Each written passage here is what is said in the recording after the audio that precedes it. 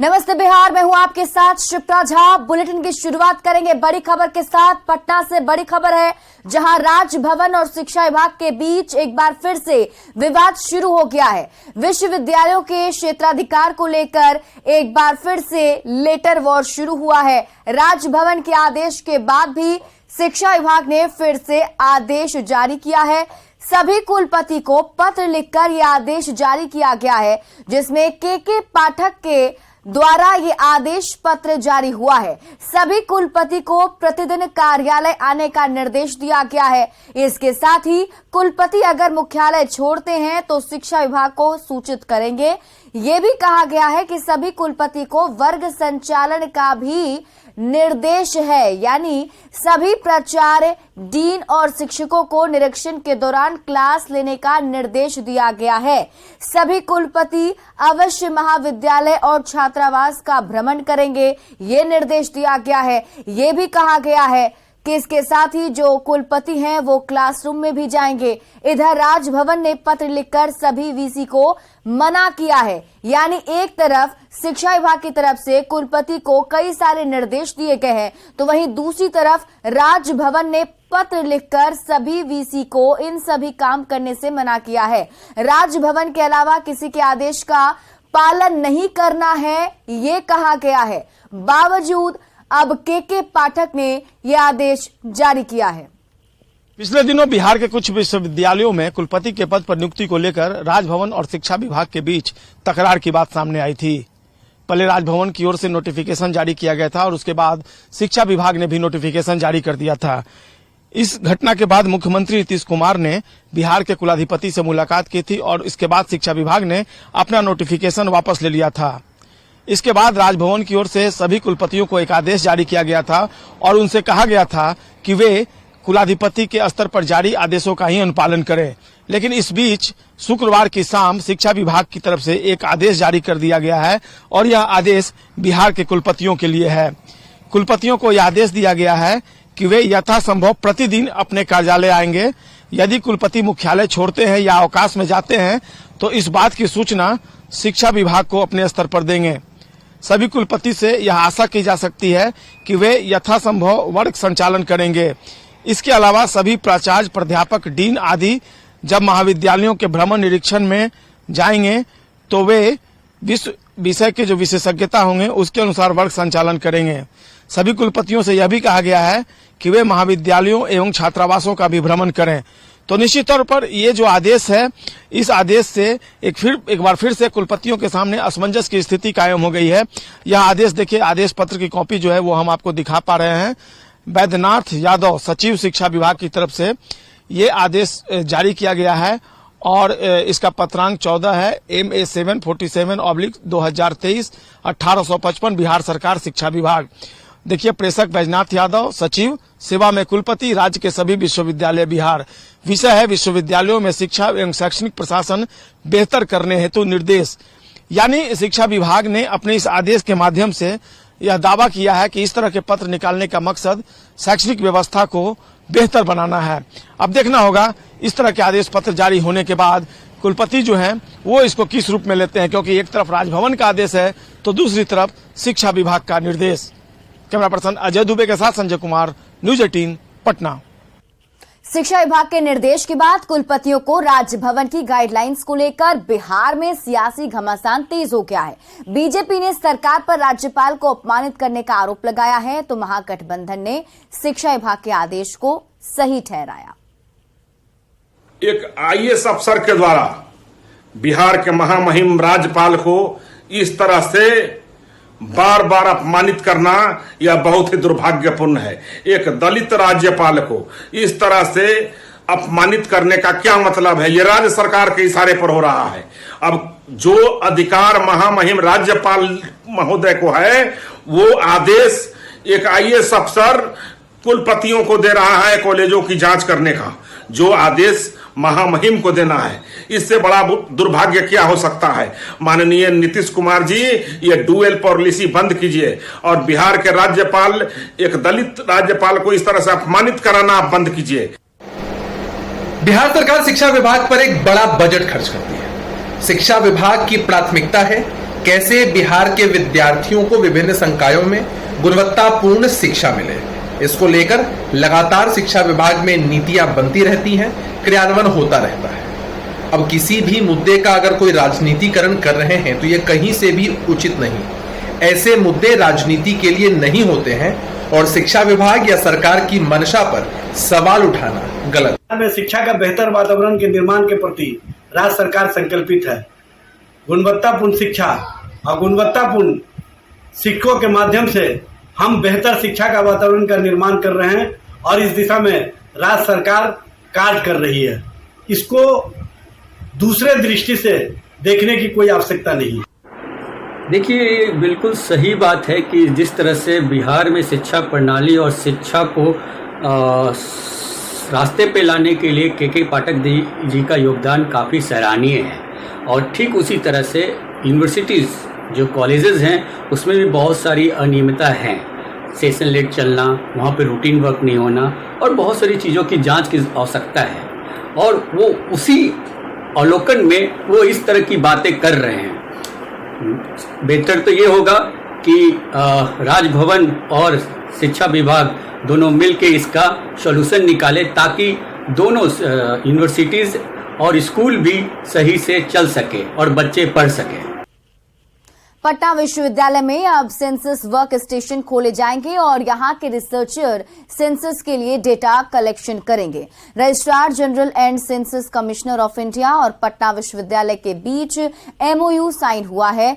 PU के VC Girish Kumar Chaudhary और census office के निदेशक एम रामचंद्र डूडू ने एमओयू पर हस्ताक्षर किया और पीयू को बड़ी जिम्मेदारी दी है, यानी पंचायत से लेकर जिले तक का डेटा तैयार होगा और उसे राज्य और भारत सरकार जब चाहेगी तो उसके आधार पर मदद ले सकती है।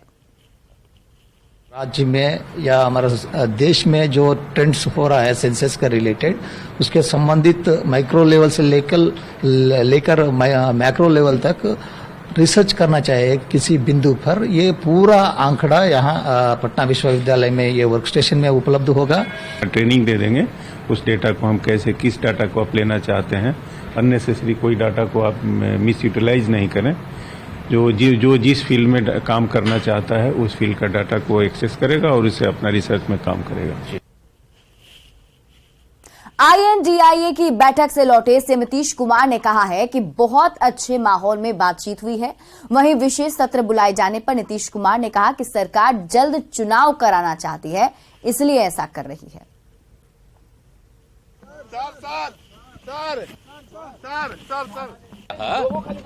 मीटिंग हो गया और सब लोगों ने बातचीत की और मिलकर के सब कुछ तय हो गया है। और आज उसके बाद तो प्रेस कॉन्फ्रेंस करके सभी लोगों ने अपनी अपनी बात रखी भी, इसलिए आप सब लोगों को तो मालूम है बहुत अच्छा हुआ है। और हम लोगों का बहुत तेजी से हम लोगों को काम करना है और केंद्र वाला तो पहले भी चुनाव करा सकता है, इसलिए हम लोगों को एकजुट होकर काम करना चाहिए। अब बहुत अच्छा मीटिंग हो गया, बहुत अच्छी इलेक्शन की बात हो रही है। स्पेशल सेशन बुलाया गया है लोकसभा का, क्या आखिर ये क्या हो रहा है? अरे भाई, तो लोकसभा का बुलाया जा रहा है तो मतलब समझ रहे हैं ना। लोकसभा का बुलाने के बाद का मतलब है कि जल्दी चुनाव कराने के चक्कर में जाति आधारित जनगणना क्यों नहीं केंद्र सरकार आज तो बोलिए ना, हुआ भी 2020 में न होना था। जाति आधारित नहीं करता, अलग बात है, लेकिन आप सुन लीजिए, सोच लीजिए, नहीं ना किया है। तो देखते हैं एक राष्ट्र में एक चुनाव की बात कही जा रही है। देखिए, कोई चिंता की बात नहीं, बहुत अच्छी बातचीत हो गई है। अब इतना आपस में बातचीत हो गया, अच्छा है और ठीक रहेगा, एकदम चिंता मत करें, बहुत अच्छे ढंग से हम लोग काम करेंगे। INDIA की बैठक से वापस पटना लौटने के बाद आरजेडी अध्यक्ष लालू प्रसाद और डिप्टी सीएम तेजस्वी यादव ने कहा कि मुंबई में बैठक अच्छी रही, आगे बैठक होगी जिसमें सीट शेयरिंग समेत कई मुद्दों पर चर्चा होगी। वहीं वन नेशन वन इलेक्शन पर बोलते हुए तेजस्वी यादव ने कहा कि पहले देश में वन नेशन वन इनकम होने चाहिए। देखिए, बैठक हुई है, बैठक के बाद प्रेस वार्ता भी हुई है और उसमें सारी चीजें जो स्पष्ट कर दी गई है। कमेटी का जो है वो गठन किया गया है और जो भी सदस्य हैं कमेटी के, उसके बारे में आप लोगों को बता भी दिया गया है और सारी चीजें होंगी। जो भी चुनाव लड़ने की तैयारियां होती हैं वो सारी चीजें जो है उसमें तय होंगी। तो जिम्मेदारी दी है तो उस चीज को हम लोग जो है निभाने का काम करेंगे। 1 नेशन 1 इलेक्शन की बात है तो पहले मोदी जी को हम सजेस्ट करना चाहते हैं कि 1 नेशन 1 इनकम कर दे पहले, ताकि सब लोगों का एक जैसा एक समान जैसा इनकम हो। बेरोजगारी है, गरीबी है, पहले 1 नेशन 1 इनकम तो करे, इसके लिए कमेटी बनाए। बेकार की बात कर रहे हैं 1 नेशन 1 इलेक्शन की। 1 नेशन 1 पार्टी, 1 नेशन 1 लैंग्वेज, एक भाषा, 1 नेशन 1 पहलवान, 1 नेशन 1 रिलीजन, ये सब बेकार की बातें हैं, कहीं चलने वाला नहीं है। मुंबई विपक्ष की मीटिंग को लेकर सोशल मीडिया प्लेटफॉर्म एक्स पर सुशील मोदी ने पोस्ट कर तंज कसा। सुशील मोदी ने लिखा है कि पीएम मोदी को हटाना, अस्थिरता लाना ही विपक्ष का मकसद है। जिनकी बेनामी संपत्ति जब्त हो रही है वे पीएम की नरेटी नहीं पकड़ पाएंगे। एनडीए सरकार की गरीब कल्याण योजनाओं, भ्रष्टाचार पर वार से जनता खुश है। विपक्ष व्याकुल, मुंबई बैठक में न लोगो तय कर पाए न संयोजक। मुंबई में विपक्षी गठबंधन आईएनडीआई की बैठक के बाद बीजेपी ने जोरदार हमला बोला है। पूर्व केंद्रीय मंत्री और बीजेपी सांसद रविशंकर प्रसाद ने विपक्ष के नेताओं से कई सवाल पूछे हैं। रविशंकर प्रसाद ने पूछा है कि तीसरी बैठक में भी भारत का कोई विजन नहीं दिखा, गरीबों महिलाओं के उत्थान का भी कोई प्लान नहीं दिखता है, न ही देश के विकास की कोई रूपरेखा दिखी। रविशंकर प्रसाद ने कहा कि मोदी के विकल्प की तलाश में निकले विपक्ष के नेताओं का सिर्फ एक ही मकसद है पीएम मोदी को मन भर गाली दो। बेंगलोर, मुंबई, इस पूरे बैठक में तीसरी बार क्या आपको भारत का कोई विजन दिखाई पड़ा? क्या गरीबों के कल्याण के लिए कोई प्रामाणिक विकल्प सामने आया? क्या देश की महिलाओं, बच्चों, स्वास्थ्य के लिए कोई ठोस बातें कही गई? क्या भारत की संप्रभुता, सुरक्षा, आतंकवाद के खिलाफ प्रामाणिक संकल्प का कोई संकेत दिया गया?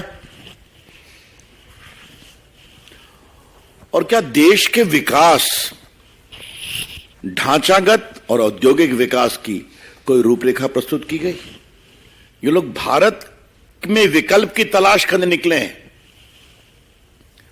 और इनकी पूरी कोशिश सिर्फ एक है, नरेंद्र मोदी जी को मन भर गाली पढ़ो।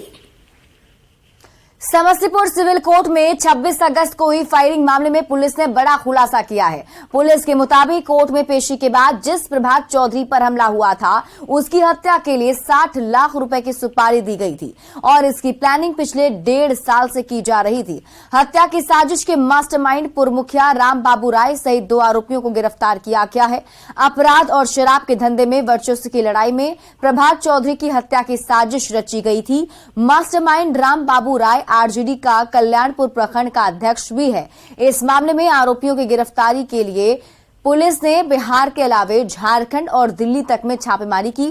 प्रभात चौधरी आर्म्स एक्ट को शराब के कारोबार के आरोप में जेल में बंद है और 26 अगस्त को पेशी के बाद उसकी हत्या के लिए कोर्ट परिसर में 3 शूटर ने उस पर हमला किया था। जो है वो 3 डायमेंशंस पे हुई थी। इसका सबसे ऊपर का टॉप मोस्ट डायमेंशन है मास्टरमाइंड का, जिसने इस घटना को पूरा करने का प्लान किया था। उस मास्टरमाइंड गैंग में कल्याणपुर पंचायत का राम बाबू राय मुखिया है।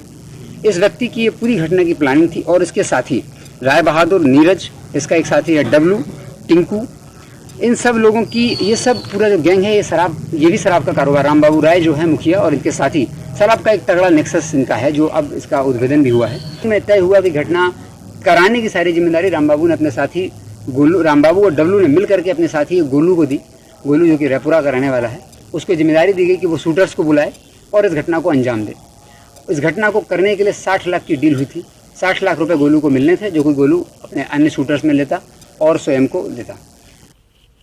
बिहार पुलिस के चतुर्थ वर्गीय कर्मचारियों ने अपने ही महकमे के उस फैसले का विरोध शुरू कर दिया है जिसके तहत सिपाही से लेकर आईपीएस अधिकारी तक अगर शहीद होते हैं तो उनके आश्रितों को 25 लाख रुपए मुआवजा दिया जाएगा। चतुर्थ वर्गीय पुलिस कर्मचारियों ने कहा कि वे भी पुलिस अधिकारियों और जवानों के साथ कंधे से कंधा मिलाकर चलते हैं और नक्सली इलाकों में उनकी भी ड्यूटी लगती है। ऐसे में अगर ये लोग भी शहीद होते हैं तो उन्हें भी 25 लाख रुपए मुआवजा मिलना चाहिए। इस सवाल पर एडीजी पुलिस मुख्यालय ने कहा है कि जब इसकी जानकारी लिखित में आएगी तो उस पर विचार के लिए संबंधित विभाग और कार्यालय को भेजा जाएगा। कि पूर्व में भी हम लोग रिप्रेजेंटेशन दे चुके हैं मुख्यालय को और सोमवार के दिन हम लोग डीजीपी महोदय के कार्यालय में जाकर एक फ्रेश अथी देंगे और बिहार पुलिस मेंस एसोसिएशन के पदाधिकारियों से भी हमारी वार्ता हुई है। वो उनका भी कहना है कि आप लोगों को मिलना जायज है। किसी भी कर्मियों की या किसी भी कोई भी डिमांड अभी आपके माध्यम से मुझे पता चली, लिखित रूप में जब आएगी तो हम लोगों की इसके लिए एक प्रशासकीय निकाय की एक बैठक होती है। उस प्रशासकीय निकाय की बैठक में रख करके जो भी उचित निर्णय हम लोग लेंगे और आपको अवगत कराएंगे। और इसी बीच रुक करेंगे बड़ी खबर की। पटना से बड़ी खबर है जहां जूनियर डॉक्टर ने आत्महत्या कर ली है। कमरे में जूनियर डॉक्टर नीलेश की लाश मिली है। नीलेश एम्स में प्रैक्टिस कर रहे थे और बताया जा रहा है कि कमरे के अंदर से उनकी लाश बरामद की गई। नीलेश एम्स से ही पीजी भी कर रहे थे। पुलिस फिलहाल पूरे मामले की जांच कर रही है। डॉक्टर नीलेश मूल रूप से हरियाणा के रहने वाले थे। बताया जा रहा है कि एम्स से ही नीलेश ने 2016 से 2021 तक एमबीबीएस की पढ़ाई की थी। उसके बाद नवंबर 2022 में पीजी में एम्स में एडमिशन लिया था। फिलहाल पुलिस ने कमरे से नीलेश की लाश को बरामद कर लिया है। एफएसएल की टीम को बुलाया गया है। जांच पड़ताल शुरू कर दी गई है। एम्स अस्पताल में पीजी के डॉक्टर थे, छात्र थे, अभी पढ़ाई कर रहे थे। उनका संदिग्ध अवस्था में शव मिला है। हम लोग उसको पोस्टमार्टम में लाए हैं, अग्रिम कार्रवाई कर रहे हैं। सर, रूम से कुछ बरामद भी हुआ है क्या? नहीं, रूम को लॉक सील करके रखा गया है। एफएसएल की टीम आ रही है, फिर जांच होगी। मुजफ्फरपुर में 3 महीने पहले बीजेपी विधायक राजू सिंह पर अपने ही अपहरण का आरोप लगाकर सुर्खियों में आए आरजेडी नेता तुलसी राय पर एक बेहद गंभीर आरोप लगा है। सोशल मीडिया के माध्यम से एक व्यक्ति ने अपनी बेटी की हत्या का आरोप तुलसी राय पर और पुलिस से मिलीभगत कर शव को गायब करने का लगाया है। आपको बता दें कि पारू थाना क्षेत्र के चिंतामनपुर गांव के रहने वाले मनोज यादव ने अपनी बेटी की शादी तुलसी राय के साले के बेटे से की थी। लड़की तुलसी राय के घर पर ही रहती थी और इसी बीच उसकी बेटी की हत्या कर शव को गायब कर दिया गया। पीड़ित पिता जब पारू थाने में शिकायत करने गए तो थानाध्यक्ष पुरुषोत्तम यादव ने उसे वहां से भगा दिया। इधर न्यूज 18 ने जब थानाध्यक्ष से बात की तो बताया गया कि 13 जून को लड़की गायब हुई थी और 23 जून को लड़की के पिता ने एक युवक के खिलाफ अपहरण का केस दर्ज कराया था, लेकिन हत्या की कहीं बात नहीं थी। हालांकि सरैया एसडीपीओ ने कहा है कि पूरे मामले की जांच की जा रही है। वहीं इस मामले में साहिबगंज से बीजेपी विधायक राजू सिंह ने अब तुलसी राय के चरित्र पर सवाल उठाया है। बाप का एक बयान देखने पर आज आश्चर्य लगा कि वो अपना बयान दे रहा है कि उसकी बेटी को किस तरह से मारा गया। बहुत चीज तो एक बाप होने के नाते बहुत छुपा करके बोल रहे हैं। हमको जो अपनी विश्वास सूत्रों से जानकारी मिली है उससे तो स्पष्ट है कि उसके साथ में बहुत घिनौना कुकृत्य कर करके अब तक उस बच्ची को मारा गया। साथ में ही यहाँ की पुलिस प्रशासन मिल करके के साथ मिल करके वो लाश को ठिकाने लगाया।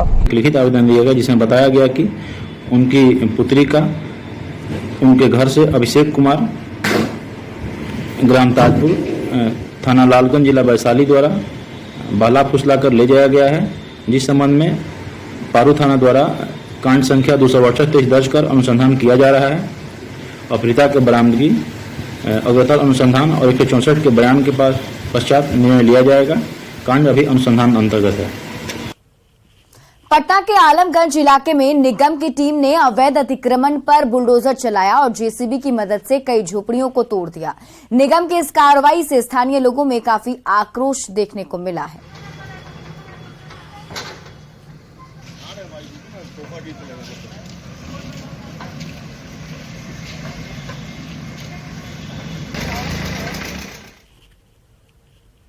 जमुई में एक निजी भवन में समानांतर राजस्व कार्यालय पर पुलिस ने छापेमारी की है, जिसमें भारी संख्या में सरकारी दस्तावेज बरामद किया गया है। पुलिस इस मामले में एक व्यक्ति को गिरफ्तार भी कर चुकी है। पुलिस को सूचना मिली थी कि राजस्व विभाग का एक निजी कार्यालय चल रहा था। आरोपी ने माना है कि 2 साल से वो ये काम कर रहा था। पुलिस ने ये भी कहा कि पूरे मामले की जांच अब की जा रही है। जांच रिपोर्ट के आधार पर ही आगे की कार्रवाई की जाएगी। ऐसे बैठे हुए थे। किस दस्तावेज का काम कुछ काम कर रहे थे वहाँ पे? तो ऑनलाइन केवाला कर रहे थे। किसका अंडर में काम कर रहे थे? किसी के अंडर में नहीं। अब अपना खुद का आप सरकारी कर्मचारी हैं? नहीं, कोई पब्लिक केवाला लेकर आया, उसका ऑनलाइन कर रहे थे। तो दुकान खोले हुए हैं? ऐसे प्राइवेट रहते। कितना दिन से कर रहे थे आप? 2 साल। 2 साल से कर रहे हैं। तो क्या कहा जाए कि यहाँ पे सर नकली सीओ का ऑफिस चल रहा था, इस तरह का कुछ? नहीं, जब तक जांच नहीं हो जाती, कुछ भी सही ढंग से स्थापित नहीं होता, कुछ भी कहना सही नहीं होता। एक जांच हो जाने दीजिए, 1 आध घंटे का समय लगेगा, उसमें क्लियर। कितने लोग सर इसमें गिरफ्तार हुए हैं? नहीं, यहाँ एक ही व्यक्ति है, गिरफ्तार कोई नहीं हुआ है। एक व्यक्ति से इन्वॉल्व थे, जांच में सहयोग कर रहे हैं। मुंगेर में विश्व हिंदू परिषद के सदस्यों ने मवेशियों से भरे एक कंटेनर को पकड़ा है। वीएचपी के सदस्यों को देखकर ट्रक चालक और खलासी फरार हो गए। वीएचपी के सदस्यों ने कंटेनर में भरे 50 से 60 मवेशियों को आजाद करवाया और फिर सभी मवेशियों को गौशाला भेज दिया गया। ये तो गुप्त रूप से हो ही रहा है। ये यूपी से बिहार को प्रवेश करता है पहले कंटेनर, और बिहार से लगभग 23 जिला को पार करके फिर ये पश्चिम बंगाल में जाता है। पश्चिम बंगाल से फिर ये बांग्लादेश जाता है। तो आप ऐसा नहीं कर सकते कि हाँ बगैर पुलिस प्रशासन के मिलीभगत के ये इतना कंटेनर इतना लंबा दूरी का सफ़र तय कर सकता है। तो कहीं न कहीं से तो ये पुलिस प्रशासन की निगरानी में ये काम हो ही रहा है। और इसी बीच रुक कर लेते हैं बड़ी खबर की। मोतिहारी से बड़ी खबर है, जहां बदमाशों ने 2 लोग को गोली मार दी है। आपसी रंजिश में गोलीबारी हुई है। गोलीबारी में 2 लोग घायल हो गए हैं। मुफस्सिल थाना के बसंतपुर की एक घटना बताई जा रही है। पुलिस फिलहाल पूरे मामले की छानबीन में जुटी हुई है। बताया जा रहा है कि दोनों लोग मोतिहारी से अपने गांव लौट रहे थे, तभी रास्ते में घात लगाए बदमाशों ने ताबड़तोड़ फायरिंग शुरू कर दी। दोनों घायलों को इलाज के लिए मोतिहारी के एक निजी नर्सिंग होम में भर्ती करा दिया गया है। मुफस्सिल थाना की टीम पूरे मामले की जांच कर रही है।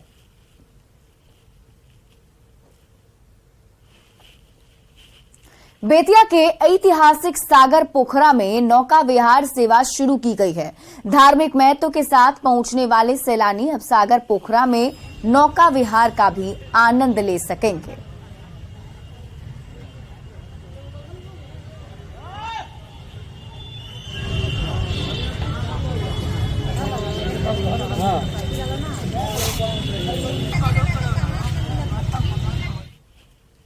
सुपौल में कोसी नदी का जलस्तर इन दिनों काफी कम हो गया है, लेकिन कोसी के कटाव से आज भी सैकड़ों परिवार प्रभावित हैं।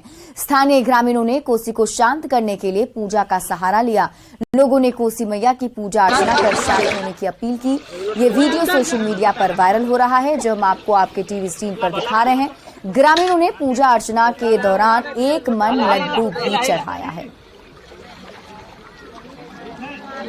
कोसी मैया की, कोसी मैया की, कमला मैया की, कमला मैया की।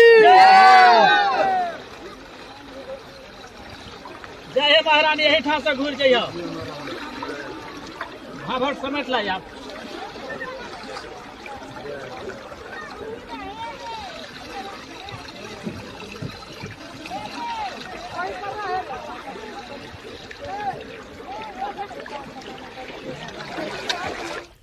भागलपुर में एक बार फिर से न्यूज 18 की खबर का बड़ा असर हुआ है। खबर दिखाए जाने के बाद अस्पताल प्रबंधक और जिला प्रशासन ने मामले पर संज्ञान लिया है। अस्पताल प्रबंधन की ओर से जांच कमेटी का गठन किया गया।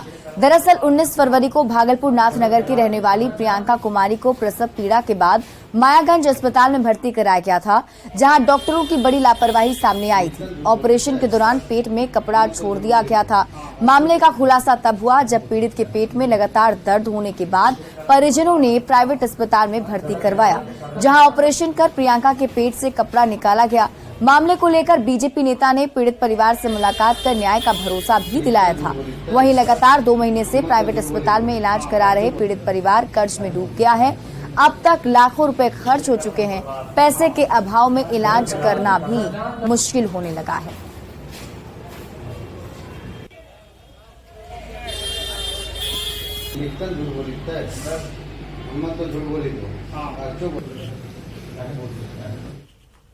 और फिलहाल इस बुलेटिन में अभी के लिए बस इतना ही। आगे देख लेते हैं हेडलाइंस।